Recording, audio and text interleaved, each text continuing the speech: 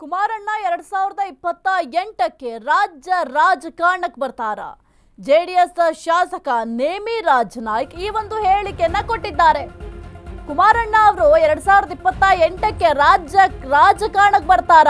JDS ಶಾಸಕ ನೇಮಿರಾಜ್ ನಾಯ್ಕ್ ಈ ಒಂದು ಹೇಳಿಕೆಯನ್ನ ಕೊಟ್ಟಿದ್ದಾರೆ. ಸೂರ್ಯ ಚಂದ್ರ ಇರೋದು ಎಷ್ಟು ಸತ್ಯವೋ ಎಚ್ಡಿಕೆ ಮುಖ್ಯಮಂತ್ರಿ ಆಗೋದು ಕೂಡ ಅಷ್ಟೇ ಸತ್ಯ ಎಂಬ ಹೇಳಿಕೆಯನ್ನ ಕೊಟ್ಟಿದ್ದಾರೆ. ಕುಮಾರಣ್ಣ 2028ಕ್ಕೆ ರಾಜ್ಯ ರಾಜಕಾರಣಕ್ಕೆ ಬರ್ತಾರೆ. ಬಡವರು ರೈತರ ಪರವಾಗಿ ಕೆಲಸವನ್ನ ಮಾಡಿದ್ದಾರೆ. ಹೀಗಾಗಿ ನಾವೆಲ್ಲ ಎಚ್.ಡಿ. ಕುಮಾರಸ್ವಾಮಿಗೆ ಒತ್ತಾಯವನ್ನ ಮಾಡ್ತಾ ಇದ್ದೇವೆ. ಹೊಸಪೇಟೆ ತಾಲೂಕಿನಲ್ಲಿ ನೇಮಿರಾಜ್ ಈ ಒಂದು ಹೇಳಿಕೆಯನ್ನ ಕೊಟ್ಟಿದ್ದಾರೆ.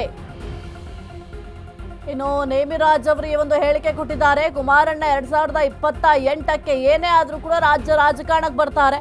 ಇನ್ನು ಜೆಡಿಎಸ್ ಶಾಸಕರಾಗಿರುವಂತಹ ನೇಮಿರಾಜ್ ನಾಯ್ಕ್ ಅವರು ಈ ಒಂದು ಹೇಳಿಕೆ ಕೊಟ್ಟಿದ್ದಾರೆ. ಸೂರ್ಯಚಂದ್ರ ಇರೋದು ಎಷ್ಟು ಸತ್ಯನೋ ಎಚ್.ಡಿ. ಕುಮಾರಸ್ವಾಮಿ ಅವರು ಮುಖ್ಯಮಂತ್ರಿ ಆಗೋದು ಕೂಡ ಅಷ್ಟೇ ಸತ್ಯ. ಕುಮಾರಣ್ಣ 2028ಕ್ಕೆ ರಾಜ್ಯ ರಾಜಕಾರಣಕ್ಕೆ ಬರ್ತಾರೆ. ಬಡವರು ರೈತರ ಪರವಾಗಿ ಕೆಲಸ ಮಾಡಿದ್ದಾರೆ. ಹೀಗಾಗಿ ನಾವೆಲ್ಲ ಎಚ್.ಡಿ. ಕುಮಾರಸ್ವಾಮಿ ಅವರಿಗೆ ಒತ್ತಾಯವನ್ನು ಕೂಡ ಮಾಡ್ತಾ ಇದ್ದೇವೆ ಅಂತ ಹೊಸಪೇಟೆ ತಾಲೂಕಿನಲ್ಲಿ ನೇಮಿರಾಜ್ ನಾಯ್ಕ್ ಅವರು ಈ ಒಂದು ಹೇಳಿಕೆಯನ್ನ ಕೊಟ್ಟಿದ್ದಾರೆ.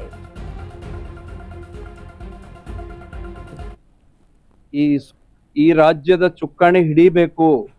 ಯಾಕೆ ಹಿಡಿಬೇಕು ಅನ್ನುವಂಥದ್ದಾದ್ರೆ ಬಡ ಜನತೆ, ಕೂಲಿ ಕಾರ್ಮಿಕರು, ನಮ್ಮ ಅಕ್ಕ ತಂಗಿ ತಾಯಂದಿರು, ರೈತಾಪಿ ವರ್ಗ ಎಲ್ಲರೂ ಸುಖಿಯಾಗಿ ಇರಬೇಕು ಅಂತ ಹೇಳಿದ್ರೆ ಅವರು ರೈತರ ಬಗ್ಗೆ, ಬಡವರ ಬಗ್ಗೆ ಇರುವಂತ ಕಳಕಳಿ, ಅವರಿಗಿರುವಂತ ಏನು ಬಡವರ ಬಗ್ಗೆ ಆಸಕ್ತಿ ಏನದಲ್ಲ ಅಂತ ವ್ಯಕ್ತಿಗಳು ಇವತ್ತು ಈ ರಾಜ್ಯದ ಚುಕ್ಕಾಣಿಯನ್ನ ಮಾನ್ಯ ಕುಮಾರಣ್ಣ ಅಂತವ್ರ ಕೈಗೆ ಸಿಕ್ಕರೆ ನಿಜಕ್ಕೂ ಕೂಡ ನೀರಾವರಿ ಯೋಜನೆ ಆಗತ್ತೆ, ಮನಿಗಳು ಕೊಡ್ತಾರೆ, ಬಡ ಬಗ್ಗರ ಮನಿ ಬಾಗಿಲಿಗೆ ಬಂದು ಗುರ್ತಿಸಿ ಕೆಲಸ ಮಾಡುವಂತದ್ದು ಕೂಡ ಆಗ್ತದೆ.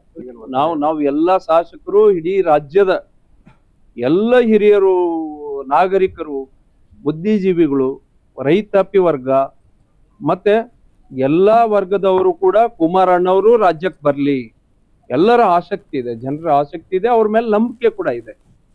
ರಾಜ್ಯಕ್ಕೆ ಏನಾದ್ರೂ ಒಳ್ಳೆ ಕಾರ್ಯ ಮಾಡ್ತಾರೆ, ರೈತರ ಬಗ್ಗೆ ಏನಾರ ಕಳಕಳಿ ಇದೆ, ಅವ್ರು ಬರಬೇಕು ರಾಜ್ಯಕ್ಕೆ ಅನ್ನುವಂಥದ್ದು ಎಲ್ಲರದು ತುಂಬಾ ಜನದ ಬೇಡಿಕೆ ಇದೆ. ನೋಡಿ ಸರ್, ಹೈಕಮಾಂಡ್ ತೀರ್ಮಾನ ಮಾಡ್ತಾರೆ.